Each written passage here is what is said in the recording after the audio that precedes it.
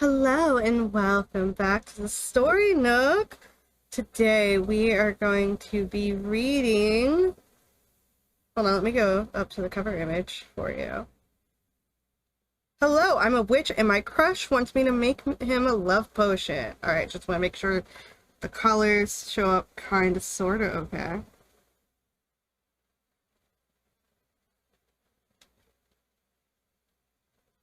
I just want you to see the full image, because it is cute. This is going to be what we're going to read today. We're going to read chapter 1.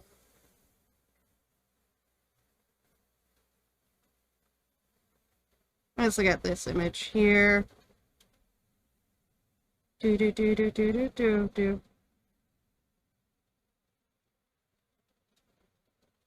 Making sure all of my stuff's off again.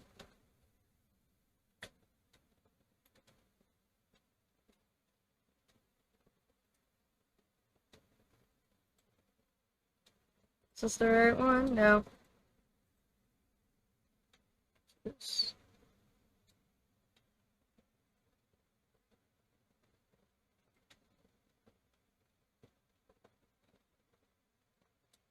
Oh, that's not the right button.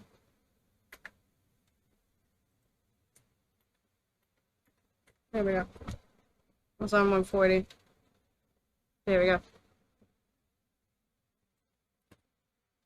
But here we are at our prologue that we're going to be reading. Yay! Go ahead, grab your juice, your water, your coffee, your tea, whatever it is you want to drink. Today, I'm drinking a semi-flat Baja Blast mixed with a dark rum, because that is what I had in my fridge. It's okay, I can day drink. I have nothing else to do today. Prologue. The Witch and the Heartbreaking Love Potion.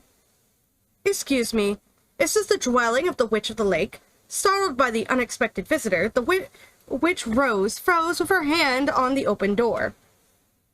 She brushed pale pink locks of hair off her cheek and tucked them behind her ear. Standing in the doorway to Rose's not so very big, or rather quite small, home-turned-workplace was a man hidden deep under a cloak so as to avoid being seen. Yes, indeed, this is the dwelling place of the Good Witch of the Lake. I know this is sudden, but I'd like to make a request, the man tersely said, informing her of his business in a pretentious tone, accustomed to commanding others. The face she barely glimpsed under the hood was noticeably handsome, even in the dim lamplight. Rose knew who he was, even if he didn't offer his name.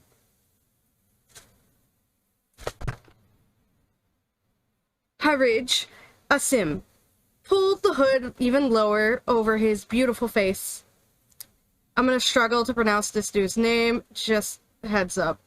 It was only natural for visitors to conceal their identity upon coming to see the witch. Coming to the witch's dwelling was a stain on one's reputation, for no one wanted to be hexed by a fickle witch. Swallowing hard, Rose watched Harij closely, wondering what absurd request brought the man who had no business here to her doorstep. Harij spoke with a solemn air. I want you to make me a love potion. Too shocked for words, Rose reflectively brought the lettuce she was holding to her lips. She chewed on it like a rabbit might. The crispiness of the tender leaf satisfactorily crunched between her teeth. Unfortunately, love potions are currently out of stock. Then I assume you can make more? Yes, I suppose. I might have botched that answer. Hidden just as well as Harij by her hooded robe, Rose realized too late that her evasive reply had failed to do its job. For Harij took her response to mean it could be done. In that case, I'll place an order. I will collect any ingredients you require. It's very expensive. I'll pay your asking price. And it will take quite a long time to prepare. Oh, wait, I'm sorry, but I hope you understand that you have no right to turn down my request. Munch, munch, gulp. Rose swallowed the rest of the lettuce. Hajij's overbearing command was punctuated by a surprising lack of guilt. And here we have our beautiful image. So you guys can see the actual beautiful image. Look at how pretty it is. I love it when they give us illustrations. Ah! Okay, hold on. We're just gonna turn off these filters for right now, so that you guys can enjoy the actual pretty image. Look at that. Oh, that reminds me. Who does the art here? Are they credited? The story is written by Iko Mutsuhana and illustration is by Vient. I don't know if I'm pronouncing that correctly, but that is what it is titled.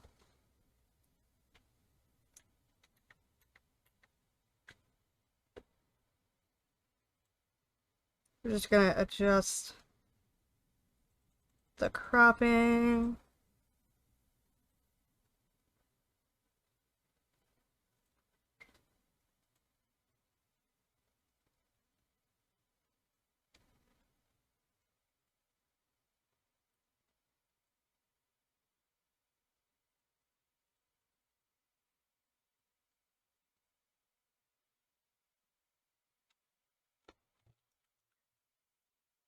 Alright.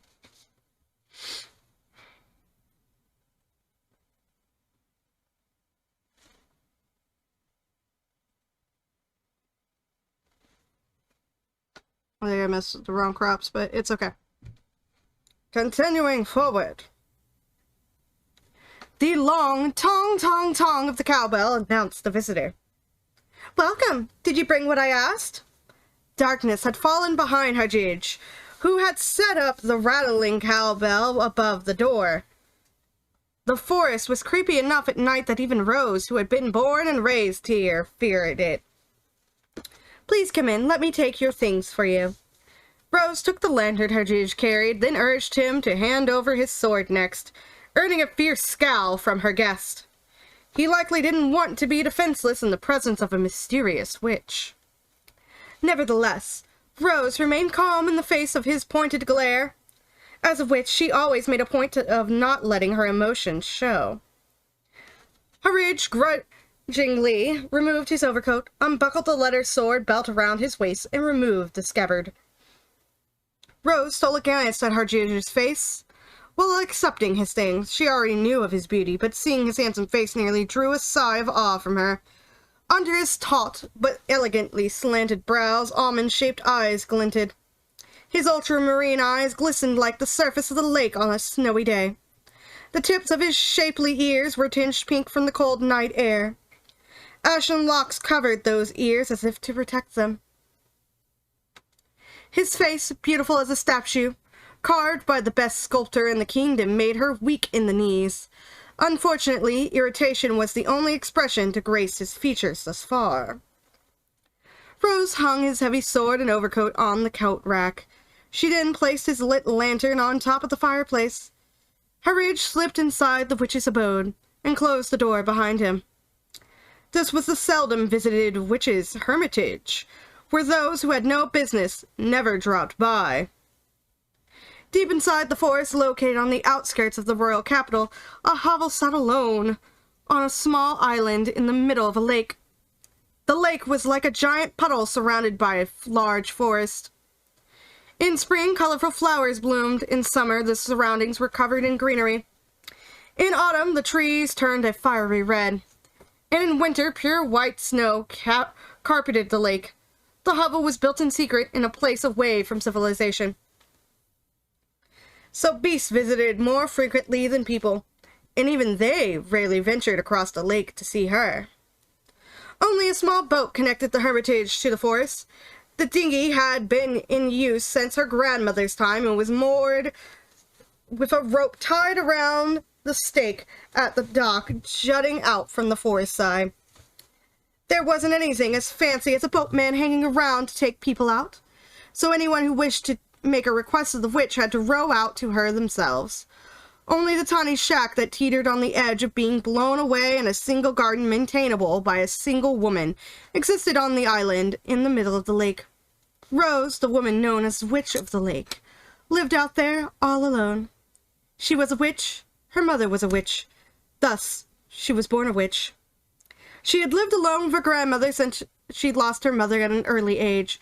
Her grandmother passed away 4 years ago, leaving Rose completely alone.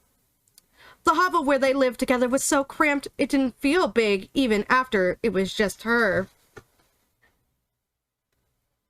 The interior, illuminated by small lamps, was always dim, and the cauldron used to brew potions occupied most of the floor space. The walls were almost entirely stacked with storage cabinets. Books were messily crammed into the mismatched shelves, with herbs and powder satchels bursting from the gaps. In addition to cleaning tools such as brooms and mops, strange staves that served unknown purposes and scrolls bent at the top were stuffed into the vases placed randomly around the room. The floor was in an even worse state, for it was so littered with objects visitors had to watch their step. Nothing was more eerie than the blackened carpeted that looked ominously similar to old bloodstains. Spices and herbs, furs, dried food, and other essential items for making potions hung from the ceiling, permeating the room with a heavy, astringent smell. Thus, the only space left for guests consisted of a small table and a simple wooden chair right by the entrance. Of course, the table had long since been transformed into another storage space, with no tablecloth or place to put down a cup. "Let me check what you brought." Rose held out both hands. Partridge removed the leather bag from his belt, his condescending eyes never letting go of the witch. "You wanted the liver of a fire rat intoxicated by the ultrasonic waves of a muffler bat, right?" Rose accepted the soiled bag without cringing. Cluttered with the books and herbs, the table had no space left to lay out the contents. She forced the objects to the side with a hard push to make room for the ingredients. Hard lines formed in her rigid, shadowed brow. Once a suitable amount of space was made, Rose placed a lit lamp there. Orange light illuminated the table. She carefully unfurled the bag. "Yes, this is what I require. It appears as though you paid extra care not to harm the liver during the skinning process. I haven't seen the organs left in such impeccable shape in a long time." With a veiled expression, Rose closely examined the organ that might make a young lady of marriageable age faint to hear the process of its removal, then raised her impressive gaze to the client. Partridge nodded in an effort to remain calm. "Now you can finally— yes, I can finally ask you for the next ingredients. Next I need—" "You need more?" Startled by the loud voice, Rose jumped about 3 fingers high into the air. Her loose robe puffed out like a blanket in the wind. Piles of dust kicked up off the floor. "How many times have you sent me out already? Last time you wanted the pollen of a flower that only blooms on the edge of a certain presumptuous cliffside. Before that, you asked for the first drop of rain. The next time before that, it was the root of a plant that lets out a death cry. Each ingredient takes an immense amount of time to acquire, and yet you refuse to ask me for more than one at a time. Capital punishment would befall a royal pharmacist who did business like you." Until now, Partridge had patiently collected the ingredients, but his patience had run out. "I mean, yeah, could you just give me a list, please?" He took an angry step towards her. In response, Rose tugged the hood further over her face. The already petite witch looked even smaller when she shrunk down. Seeing her trembling inside her baggy clothes must have struck Partridge with guilt, for he quickly knelt before her. "Sorry for raising my voice." "Don't be. It was dazzling." "Huh?" "Your face is too handsome." Partridge's face, now up close, was too brilliant for Rose to gaze upon. She needed to squint. His face was so mesmerizing, it looked like it was sparkling. Of course, she knew it was just the lamplight illuminating the floating dust particles that caused the effect. "What are you talking about?" His prior anger was now nowhere to be seen, as Exasperation washed it away. Oh, this expression of his is nice too, Rose thought as she peered out from under her hood. What type of people request love potions? Perhaps they have no confidence in themselves. Maybe their love interest is unattainable, or someone who already has a partner.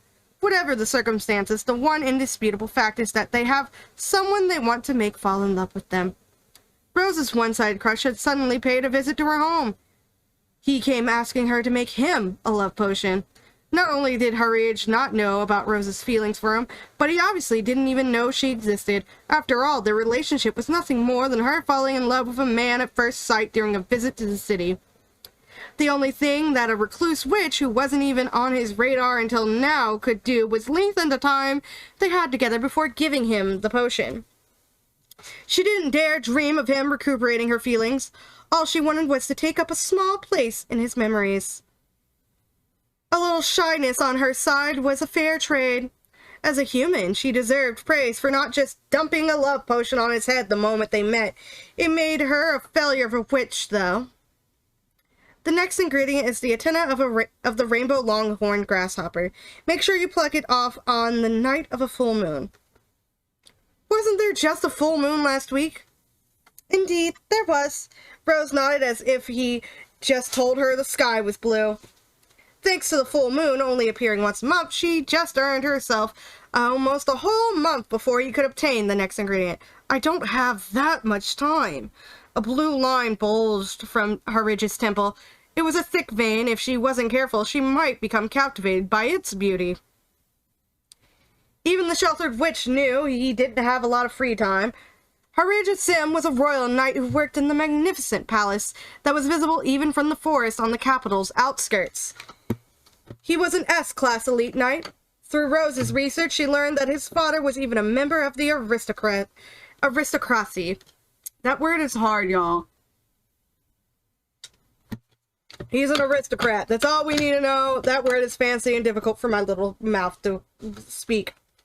Under normal circumstances, he was not the type of person to secretly frequent a hovel like hers. And that was precisely why Rose was so surprised by his first visit. I see. Well, not much we can do about your lack of time, is there? How unfortunate.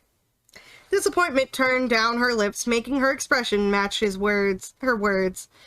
Harij exhaled an extra pathetic sigh, as if he picked up on her and said, "This potion won't be finished unless you prepare the ingredients, Mr. Client," and her stout refusal to arrange for the ingredients herself. His sigh spoke volumes about how much he wanted the love potion, no matter the time, money, or effort it took to attain. "Oh, what a waste," Rose cried out in a loud voice. Rather than becoming depressed about how badly he wanted a love potion, "Please be sure to tell me the next time you are going to sigh. A beautiful man's sighs are a prime ingredient in potion making." "I'll never tell you!" An angry shout rang through the witch's abode. Emotion hidden from her face, Rose watched it displease her rage storm from her dwelling. And there's chapter 1 right there. But y'all, that is the first prologue of "Hi, I'm a witch and my crush wants me to make him a love potion." Like, it's super cute. So, you guys, let me know if you really like this. It's a light novel. Let me know if you like it. Let me know if you want me to read more of it, because I am totes down for reading a whole bunch more of this. I actually, not gonna lie, I read the whole entire manga. I found it online yesterday, and I binge read it. There was only like 15 chapters I could read. So, like, I know what happens throughout this manga. I know what happens in the manga. I don't know how many changes there are, but I did finish reading this light novel this morning. I just went to the part in where the manga ended in a light novel. So yeah, I love this manga. I love the manga. The light novel has my heart and soul right now. Let me know what other ones you want me to read. I'm reading a couple of other light novels as well. So totes let me know what y'all guys want me to read. what you're interested in. I'm totes down. Send me your fan fictions if you want me to read those and react to those. Send me your Reddit stories, light novels you want me to read. You can even like tell me like, hey, this is an original story that someone wrote or something. I'll go and I'll buy the book, or I'll get it from my local library and I'll read that aloud and we can like read together, y'all. Well, for now, I hope you're all staying healthy, all that good stuff. Remember to drink. I have been sipping on my Baja Blast, and it's not exactly hydrating me, but I am having a grand old time, let me tell you. So yeah, thank you all so much for being here. Have a lovely day. Bye-bye.